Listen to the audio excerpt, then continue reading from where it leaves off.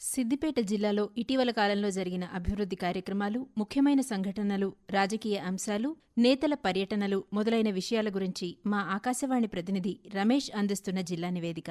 సిద్దిపేట జిల్లా నంగునూరు మండలం నెర్మెట్ట గ్రామంలో ఆయిల్ ఫామ్ ఫ్యాక్టరీ నిర్మాణ పనులు వేగంగా కొనసాగుతున్నాయి. 62 ఎకరాల విస్తీర్ణంలో సుమారు 300 కోట్ల రూపాయల నిర్మాణ వ్యయంతో ఆయిల్ పామ్ ఫ్యాక్టరీ నిర్మాణం చేపట్టారు. ఇప్పటి వరకు 40% పనులు పూర్తయ్యాయని, ఇందులో overhead tank, lab storage building, farm pond నిర్మాణాలు పూర్తయినట్టు అధికారులు వెల్లడించారు. రాష్ట్ర ఉద్యాన, పట్టు పరిశ్రమల శాఖ సంచాలకులు షేక్ యాస్మిన్ భాషా నిర్మాణ పనులను క్షేత్రస్థాయిలో పరిశీలించారు. ఫ్యాక్టరీ నిర్మాణం వేగంగా పూర్తి చేయాలని, కాంట్రాక్టర్లు ఫ్యాక్టరీ నిర్మాణంలో నాణ్యతా ప్రమాణాలు పాటిస్తూ తమకు కేటాయించిన పనులను యుద్ధ ప్రాతిపదికన పూర్తి చేయాలని అధికారులకు సూచించారు. జిల్లాలోని బండ తిమ్మాపూర్లో హిందుస్థాన్ కోకోకోలా బెవరేజెస్కు చెందిన అత్యాధునిక గ్రీన్ ఫీల్డ్ ఫ్యాక్టరీని ముఖ్యమంత్రి రేవంత్ రెడ్డి ప్రారంభించారు. 49 ఎకరాల విస్తీర్ణంలో మొత్తం 2091 కోట్ల రూపాయలు పెట్టడంతో హెచ్సిసిబి 1000 మందికి ఉపాధి కల్పించనుంది. జిల్లాలోని అమీన్పూర్లో ఇప్పటికే ఉన్న కర్మాగారానికి అనుబంధంగా తెలంగాణలో హెచ్సిసిబికి ఇది రెండవ ఫ్యాక్టరీ. ఈ రెండూ కలిసి 3798 కోట్ల రూపాయలు సంయుక్త పెట్టుబడి పెట్టడం జరిగిందని అధికారులు వెల్లడించారు. బండ తిమ్మాపూర్లోని కొత్త ఫ్యాక్టరీ అధునాతన సాంకేతికలతో, పర్యావరణ స్పృహతో కూడిన పద్ధతులను ఏకీకృతం చేయడానికి ఆలోచనాత్మకంగా రూపొందించబడిందని అధికారులు తెలిపారు. ఈ సందర్భంగా ముఖ్యమంత్రి రేవంత్ రెడ్డి మాట్లాడుతూ, బండ తిమ్మాపూర్లో హెచ్సిసిబి పెట్టుబడులు ప్రపంచ పారిశ్రామిక పెట్టుబడులకు ఆకర్షణ శక్తిగా వెలుగొందుతున్న తెలంగాణ ఖ్యాతిని నొక్కి చెబుతుందని పేర్కొన్నారు. జిల్లా విద్యాశాఖ ఆధ్వర్యంలో జిల్లా కేంద్రంలోని బాలికల ఉన్నత పాఠశాల డాక్టర్ అబ్దుల్ కలాం ఆజాద్ ప్రాంగణంలో జిల్లా స్థాయి ఇన్స్పైర్ 52వ బాలల వైజ్ఞానిక ప్రదర్శన 3 రోజుల పాటు జరిగింది. ఈ ప్రదర్శనను రాష్ట్ర రవాణా శాఖ మంత్రి పొన్నం ప్రభాకర్ ప్రారంభించారు. ఈ సందర్భంగా మంత్రి పొన్నం ప్రభాకర్ మాట్లాడుతూ, గత 3 సంవత్సరాలుగా రాష్ట్రంలోనే సిద్దిపేట సైన్స్ ఫెయిర్ ప్రథమ స్థానంలో కొనసాగుతోందని చెప్పారు.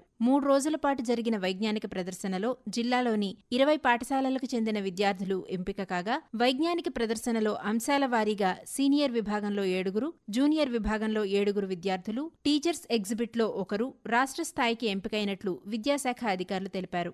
రాష్ట్రంలో కాంగ్రెస్ ప్రభుత్వం ఏర్పడి సంవత్సరం పూర్తవుతున్న సందర్భంగా రాష్ట్ర వ్యాప్తంగా ప్రజాపాలన, ప్రజా విజయోత్సవాలు 2024 పేరిట సాంస్కృతిక కార్యక్రమాలు నిర్వహించారు. ఇందులో భాగంగా హుస్నాబాద్ పట్టణంలోని అంబేద్కర్ సర్కిల్ వద్ద 80 మంది కళాకారులు పాటలు పాడుతూ, నృత్యాలు చేస్తూ నాటకాల రూపంలో తెలంగాణ ప్రభుత్వం ప్రజాపాలనలో అమలు చేస్తున్న పథకాలు, సంక్షేమం, అభివృద్ధి, చేపట్టిన కార్యక్రమాలపై ప్రజలకు అవగాహన కల్పించారు.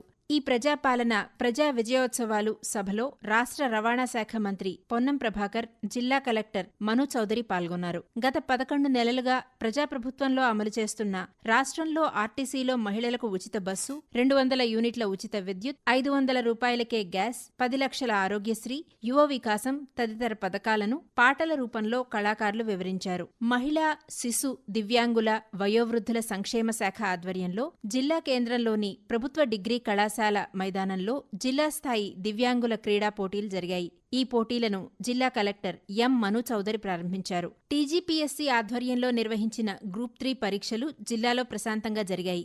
మొదటి రోజు జరిగిన గ్రూప్ 3 పేపర్ 1 పరీక్ష 37 పరీక్షా కేంద్రాల్లో జరగ్గా మొత్తం 13,401 మంది అభ్యర్థులకు గాను 55.35% మంది, పేపర్ 2 పరీక్షకు 55.27% మంది అభ్యర్థులు హాజరైనట్టు అధికారులు తెలిపారు. జిల్లా కేంద్రంలోని గ్రంథాలయంలో 57వ జిల్లా గ్రంథాలయ వారోత్సవాలు జరిగాయి. గ్రంథాలయ వారోత్సవాల్లో భాగంగా కేంద్ర గ్రంథాలయంలో పుస్తక ప్రదర్శన ఏర్పాటు చేశారు. గ్రంథాలయ వారోత్సవాల్లో రాష్ట్ర రవాణా సంక్షేమ శాఖ మంత్రి పొన్నం ప్రభాకర్, రాష్ట్ర గ్రంథాలయ చైర్మన్ డాక్టర్ రియాజ్, సిద్దిపేట గ్రంథాలయ చైర్మన్ లింగమూర్తి పాల్గొన్నారు.